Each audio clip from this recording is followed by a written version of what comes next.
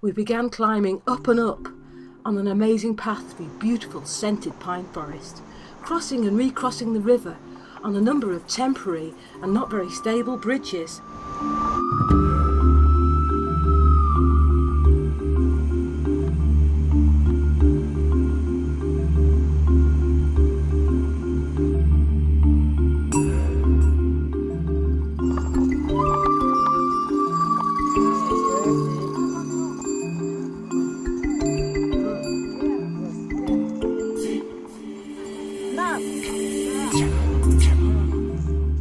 Site number 7, halfway to Meta.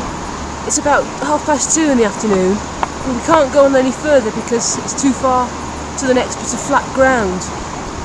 The sun's already gone behind the hills, and it is quite chilly. Here we have campsite number 7.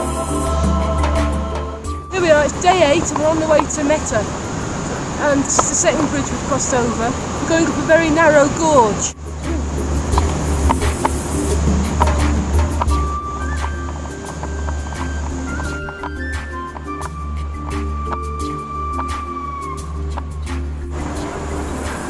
We've now been walking for an hour and a half from the last camp. This is the trail, and it's about another 3-hour walk to Meta. In the distance we've got Pisang Peak. There's some very interesting star-shaped crystal formations in it. Micah, because he's a tourmaline, is tourmaline. Looking up the Na-Phu Valley. We're at 11,500 feet. Looking up there now is where the confluence of the river Na and the Na and the Phu rivers meet. Na is to the left-hand valley, and to the right, back below all those lovely crags, is Phu.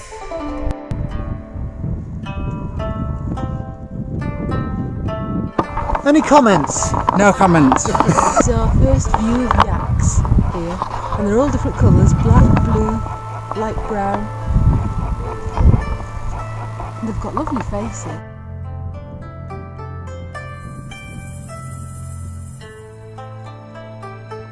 We've just climbed up to a yak pasture at 11,500 feet, and there were a small herd of yak to greet us. And now we've climbed up to the village of Meta, which seemed at first sight to be deserted, but we discovered a couple of houses have doors and fireplaces and sacks of grain and a store of wood and yak skins, and on the roof are bundles of straw. There's a Buddhist flag attached to one house, and we imagine that the yak herders spend at least part of the winter here before they go down in the spring to plant their crops. Some of it's tumbled down, and in the distance there's a fort, or what looks like a fort, and over one of the lintels is a carved stone which we imagine is Om Mani Padme Hum, but it may be a prayer to keep the house safe from the witches which we gather are round about here. Ooh.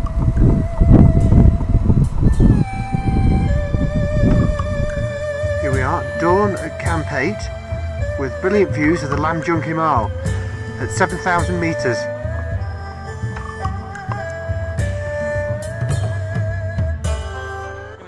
On the path up to Na, we met a group of local women with yaks, and they gave us some sampa, which is roasted barley, and we bought a yak rope from them and a sheepskin bag that contained the sampa. Where are we now? We're on the way to Phu. We just had lunch. Heading towards the campsite. It's halfway to Phu tonight. It's quite windy. Here we are, campsite number 9, the village of Kiang.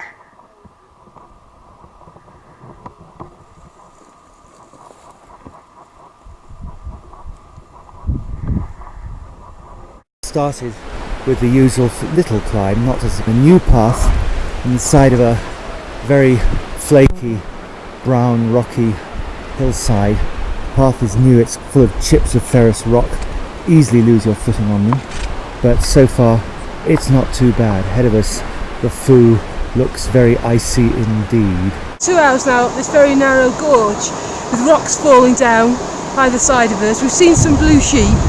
We're now standing at the gates of Phu, which is a huge rock column leaning to the left over the river. This is the path up to the gates of Phu.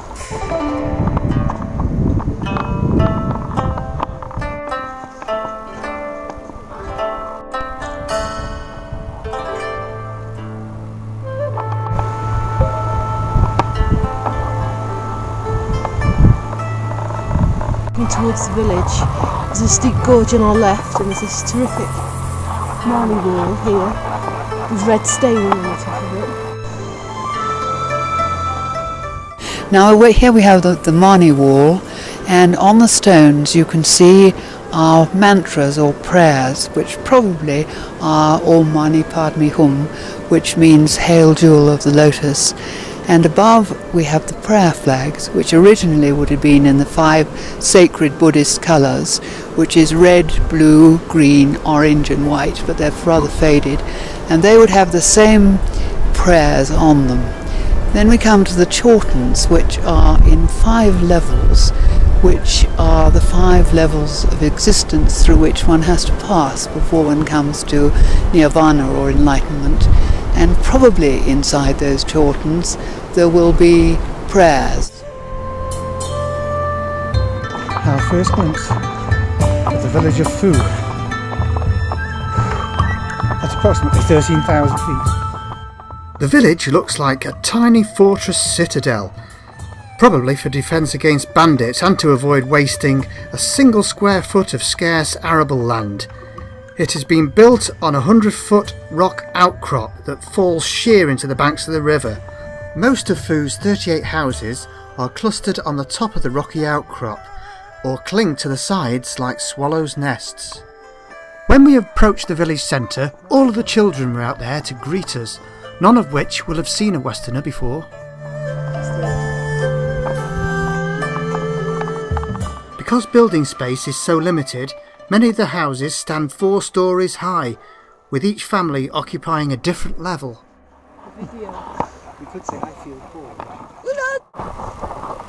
Skinning a Himalayan goat.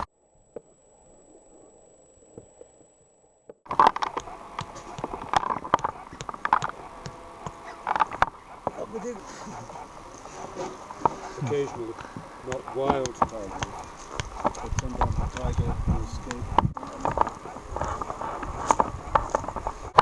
Carry on, Nicky. She's nervous, all nervous. Ju showed the reflections of the children in her sunglasses, to which they were all astonished. And this is the most amazing place that I've ever been to. It's a stone village at the end of a gorge that goes on for miles in the middle of nowhere, surrounded by snow-capped mountains. And the people are all very, very friendly. There are children everywhere. And the village at the moment is in mourning because somebody died yesterday, and the funeral is tomorrow. We're just going for a walk round the little streets this afternoon. We've just settled in and got the tents up. I'd love to have a go.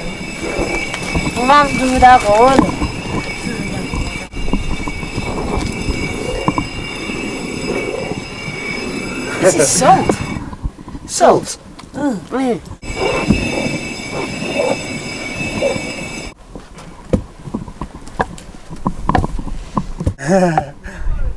You got some rakshi?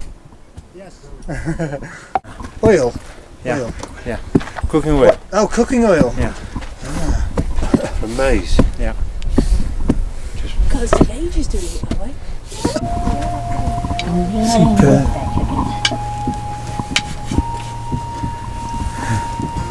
Can she spin as well? Yeah.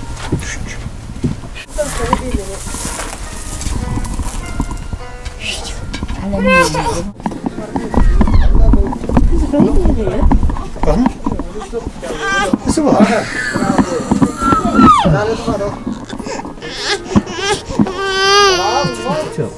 Hello.